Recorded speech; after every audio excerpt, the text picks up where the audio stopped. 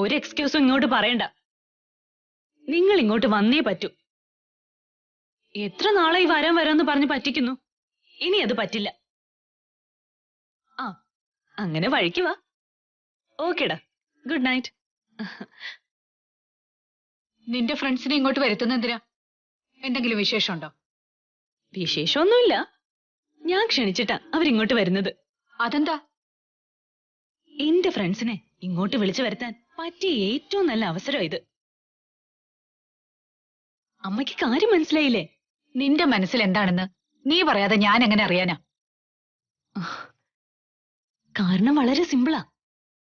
ഞാനും മഹിയേട്ടനും തമ്മിലുള്ള റിലേഷൻ നാട്ടിൽ 10 പേര് അറിയട്ടെ.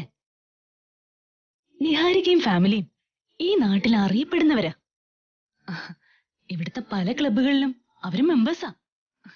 ഞാനും മഹിയേട്ടനും തമ്മിലുള്ള ബന്ധം ഈ നാട്ടിൽ എസ്റ്റാബ്ലിഷ് ആവാൻ നിഹാരികയും കുടുംബവും മാത്രം മതി. മോളെ, നിന്റെ ബുദ്ധി അപാരം തന്നെ. എന്റെ ബുദ്ധി തന്നെ ആയിരിക്കുമല്ലോ നിനക്കും കിട്ടിയിരിക്കുന്നേ. അത് മോശമാവില്ലല്ലോ. എത്രയും പെട്ടെന്ന് നീ നിഹാരികയും ഫാമിലിയും വിളിച്ചു വരുത്തുമോളെ.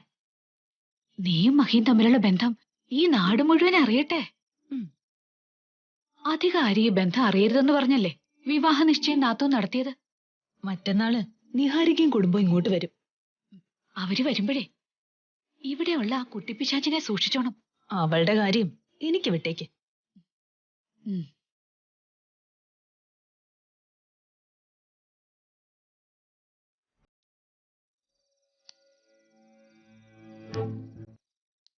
മഹേട്ടാ, മഹേട്ടനെ ഞാൻ മുറിയിലൊക്കെ നോക്കി കണ്ടില്ല. എന്താ കാര്യം? മറ്റന്നാ മഹേട്ടൻ ഫ്രീ ആണോ? ആ, മറ്റന്നാള് ഡൽഹിയിൽ പ്രധാനമന്ത്രിയായിട്ട് എനിക്കൊരു മീറ്റിംഗ് ഉണ്ട്. വേറെ പരിപാടിയൊന്നുമില്ല. എന്തേ? കളിയാക്കത് മഹേട്ടാ. താൻ കാര്യം എന്താന്ന് വെച്ചാ പറ. മറ്റന്നാളെ എന്റെ ഒരു സുഹൃത്ത് ഇവിടെ വരുന്നുണ്ട്, ഫാമിലി ആയിട്ട്. അവര് വരുമ്പോ മഹേട്ടൻ ഇവിടെ ഉണ്ടാവണമെന്ന് എനിക്ക് ആഗ്രഹമുണ്ട്. മഹേട്ടൻ കാണില്ലേ? കാണുന്ന ഉറപ്പൊന്നും പറയാൻ പറ്റില്ല.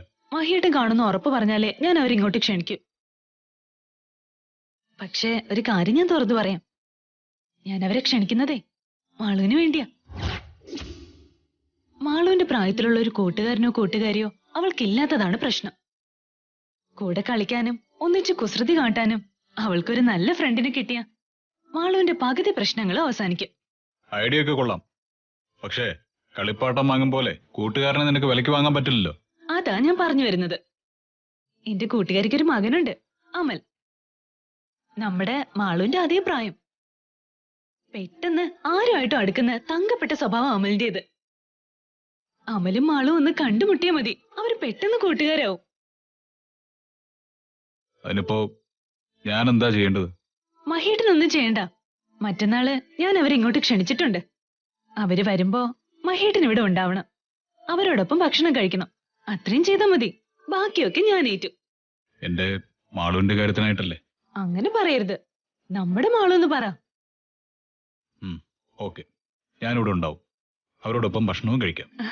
താങ്ക്സ് മഹേട്ട.